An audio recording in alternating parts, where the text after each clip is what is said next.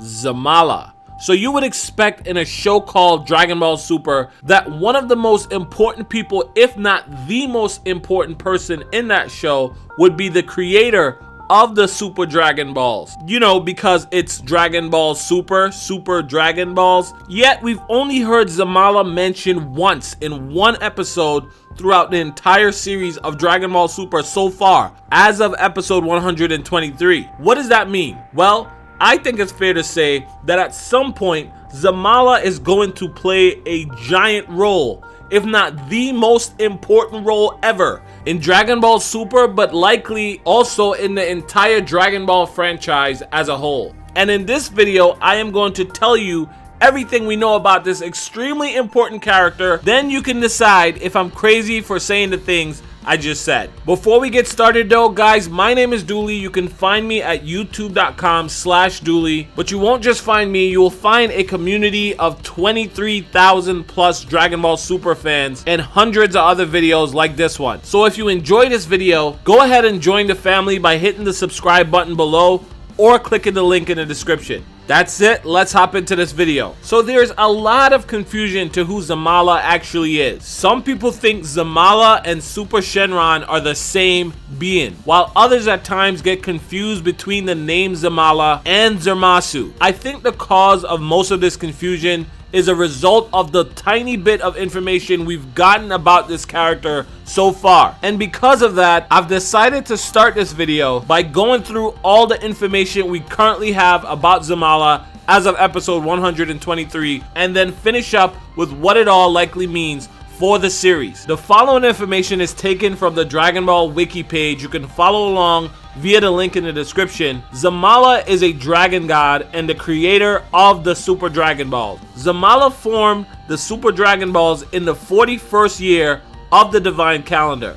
He made them to the size of planets about 37,196 kilometers in size. A year later, he patented the technology to make star marks on the Super Dragon Balls look the same from every angle. He created the phrase to summon the divine dragon, which is, "Come forth, dragon of the gods, and grant my wish, pretty peas." Yes, it's peas, not please. Don't blame me for the corniness, blame Akira Toriyama. He also programmed the Super Dragon Balls to scatter throughout Universe 6 and 7 after a wish is made. The full extent of Zamala's power is unknown, but he was able to create the Super Dragon Balls and their divine Super Shenron with no limitations to the wish that can be granted, though the dragon is only allowed to grant one wish per summoning. Okay guys, so this is where things get interesting.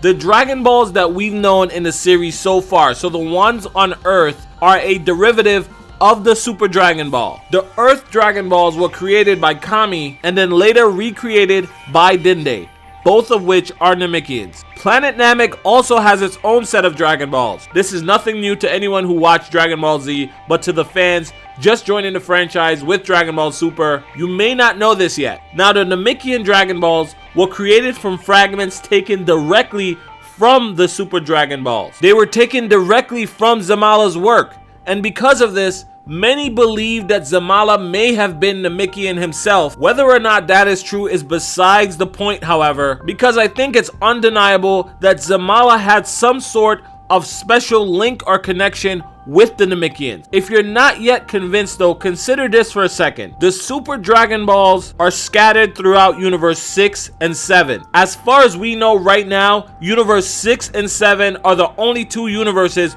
where Namekians exist. Some believe that the Namekians were disciples of Zamala, and because they live between Universe 6 and 7, because the Super Dragon Balls were spread between Universe 6 and 7, I think it's fair to say that Zamala himself had some sort of special interest in these two universes. Now let's leave this information here for a second because I want to travel down a slightly different path with you guys. Hear me out. The only gods that we have been introduced to in this series in Dragon Ball Super so far are the gods of destruction. All the gods so far, including Zeno, seem to specialize in destruction, in destroying things while their angels like Vids seem to specialize more in guidance for these gods, but also in creation. We've seen Vids do things like reverse time to recreate the earth, or help with the birth of Boma's baby, helping to create life, or creating the stage that Universe 6 and 7 had their tournament on. You guys get the point. The gods seem to specialize more in destruction, while the angels specialize more in creation. Now here's the thing that's interesting about this. Although Zamala is referred to as a god, which implies that he should likely specialize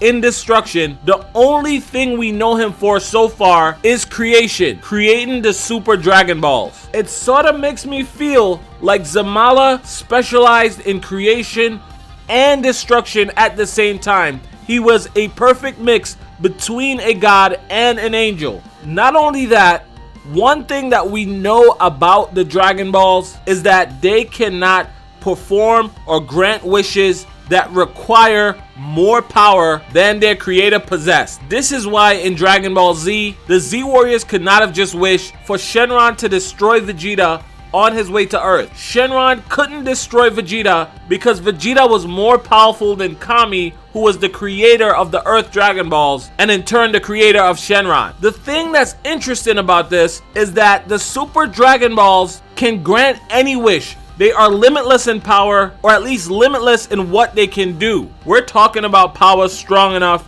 to undo things that Zeno, the most powerful being that we've been introduced to so far, undo things that Zeno has done. Another thing that is interesting about the Dragon Balls is that when the creator dies, the Dragon Balls disappear or they lose power. The Super Dragon Balls are still in full power, which heavily implies that Zamala is still alive. Now, I want to make one more point before I tie all this together, and that point is, it was my understanding that for the Tournament of Power, all the gods were required to appear. If Zamala is still alive, then it's obvious that that rule did not apply to Zamala, because he isn't here. We haven't seen him in the Tournament of Power at all, which makes me feel like if Zamala is still alive, and it's very likely that he is, Zeno has no power over Zamala. But it goes further than that, guys. If Zamala's power can overwrite Zeno's, like bringing universes back that Zeno destroyed with the Super Dragon Balls, if Zeno has no power over Zamala, like not being able to force him to show up to the Tournament of Power, and if Zamala has the power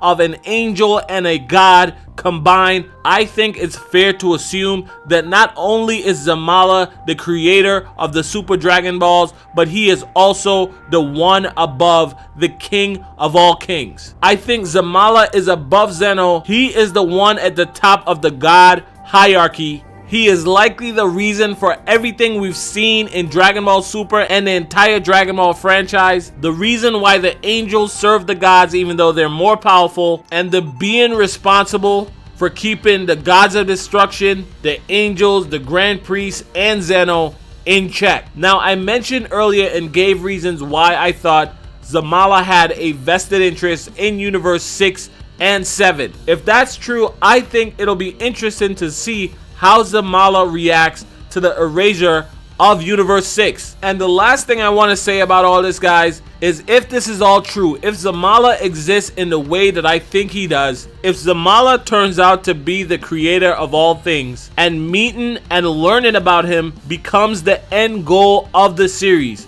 it'll finally make sense why the show was called Dragon Ball, Dragon Ball Z, and now Dragon Ball Super, rather than the Adventures of Goku or something like that. It would be because this entire time we have been on a journey to meet the creator of all things, the dragon god Zamala. But that is all I have for you guys. There were a few other things that I wanted to mention in this video, like the fact that because Beerus is hundreds of millions of years old and he is a god, there's no reason why God Zamala can't be the same age, if not older, and I would consider that more evidence as to why he's likely still alive. I also wanted to mention that when Super Shenron was first summoned in Dragon Ball Super, everyone was teleported inside his body, and in there they saw what looked like copies of the galaxies and planets, which heavily implies that Super Shenron's creation had a lot to do with the creation of the universe. But some of you guys have been telling me that I ramble too much in these videos, so I'm trying to be conscious of that. I'm trying not to waste too much of your time. Either way, do you think it's crazy to expect Zamala to have a much bigger role in this series